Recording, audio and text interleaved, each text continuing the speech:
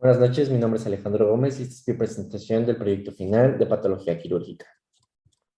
Para empezar, nos encontramos en el servicio de urgencias y recibimos una llamada de paramédicos diciendo que ocurrió un accidente automovilístico en la carretera México-Puebla. El accidente fue un choque frontal a alta velocidad entre un autobús de pasajeros y un coche particular hace 30 minutos. Nuestra primera pregunta dice, una vez que se informa que 4 pacientes serán trasladados a nuestra unidad, ¿qué se debe considerar hacer previo al ingreso de los pacientes? Bueno, nosotros como unidad de urgencias tenemos que tener preparados los cubículos de choque necesarios para el manejo adecuado de nuestros pacientes, ya que no siempre se sabe en qué forma llegarán. Recordemos que el traslado y los primeros minutos de atención son fundamentales. Lo primero que se debe buscar es estabilizar al paciente de manera inmediata. Una buena comunicación entre los paramédicos y los médicos puede hacer que la recepción del paciente sea más fácil. Esto quiere decir que se ponga a su disposición todo el equipo y todo el personal para una estabilización más rápida si es que el paciente lo necesita. Al ingresar los 4 pacientes al mismo tiempo al servicio de urgencias, ¿cómo se realizaría un triage? Bueno, el triage se toma en cuenta el expediente clínico y los datos que se puedan obtener al momento del accidente. Se debe hacer una exploración correcta de manera rápida y eficiente, considerando los signos vitales, los datos de exploración física y en todo paciente traumatizado se debe realizar el ABCDE del trauma. Estas letras hacen referencia a sus siglas en inglés, pero quieren decir A, vía aérea, B, ventilación, C, circulación, D, déficit neuronal y E, exposición. Hablando de los casos clínicos y la atención que se debe poner a cada uno, pues podemos decir que nuestra primera paciente podría ser clasificada como prioridad 2 o amarilla. Existe una emergencia real con criterio de emergencia, pero puede ser atendido hasta dentro de 15 minutos. Aun cuando existe cierto grado de conciencia, los signos normales están en valores normales, la paciente podría haber sufrido un traumatismo cráneoencefálico moderado. En nuestro segundo caso, la prioridad sería 1 o roja. Por la exploración y signos, se considera necesario una intervención inmediata. La frecuencia respiratoria y cardíaca indican que existe un síndrome de respuesta inflamatoria sistémica. Mientras que nuestro paciente 3, de igual forma, sería una atención inmediata, volviéndose de prioridad roja. Esto debido a la baja saturación que presenta nuestro paciente y posiblemente exista un traumatismo torácico que resulte de gran peligro. Por último, nuestro paciente de 7 años sería de prioridad 3 o verde, ya que a simple vista y por la exploración no existe un signo de alerta más que su dolor en el brazo, que posteriormente hace referencia, por la exploración física, se nota que hace referencia a una herida que solo compromete piel y tejido subcutáneo. Esta paciente solo podrá quedar en observación, en espera de alguna complicación y tratar su herida. Por lo cual consideramos que el caso 3 y el caso 2 deben ser atendidos de manera inmediata. Ya se comentó, el paso siguiente será el manejo adecuado de cada uno y el tratamiento oportuno.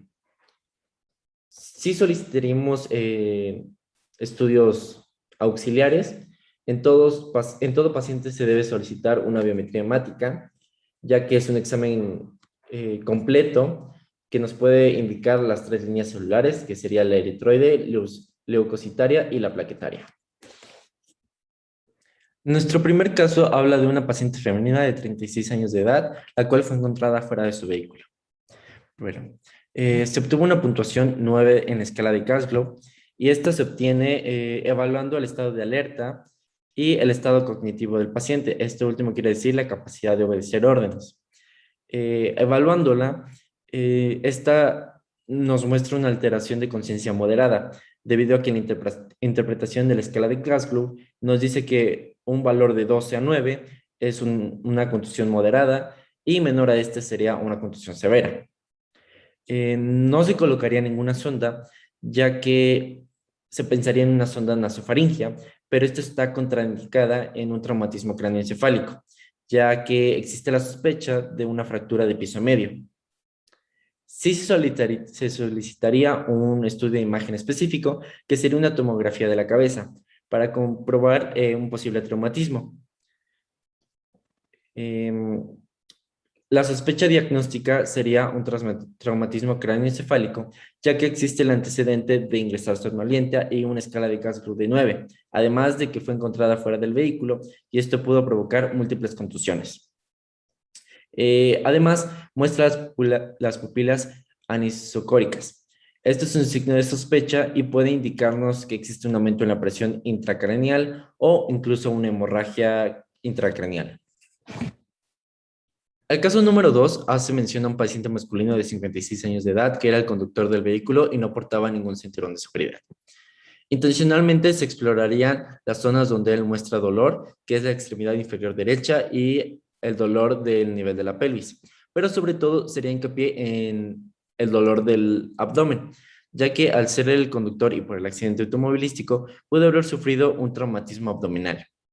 La solución que se indicaría sería una solución cristaloide Ringer lactato. Nos ayudaría a la reposición de líquidos y aunque en esta diapositiva no se menciona, el paciente sufre una acidosis. Esta solución no contribuiría a esta. La sospecha diagnóstica sería un trauma cerrado abdominal, resultando muchas veces difícil de diagnosticar. El paciente podría no presentar ninguna manifestación clara y estar sufriendo una hemorragia interna. Con esta radiografía podemos localizar una fractura al nivel de la pelvis, lo cual nos indicaría un traumatismo a nivel de la vejiga, por lo cual en este caso la colocación de una sonda sería contraindicada, sobre todo las sondas Foley o Nelaton, que serían lo que se utilizaría en este caso.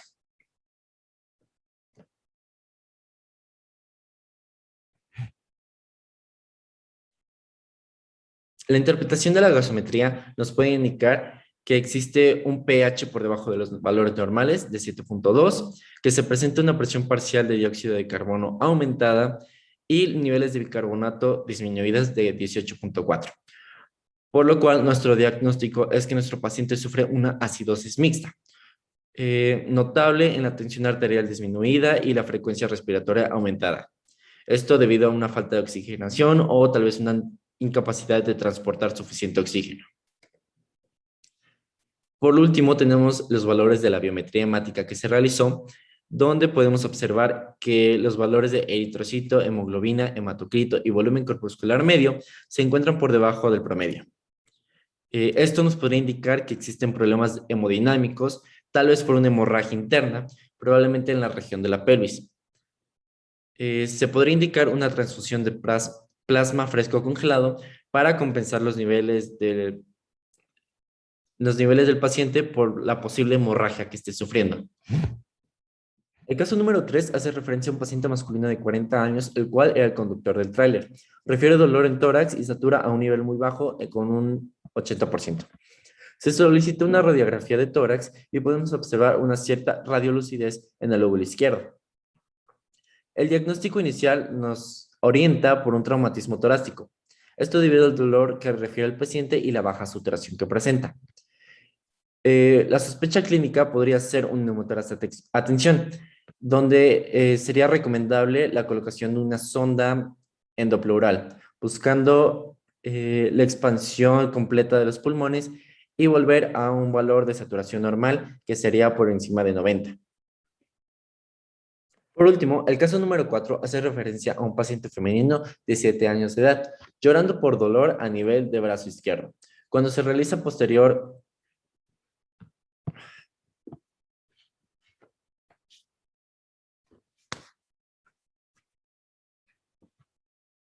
Por último, el caso número 4 hace referencia a un paciente femenino de 7 años, llorando por dolor a nivel de brazo izquierdo.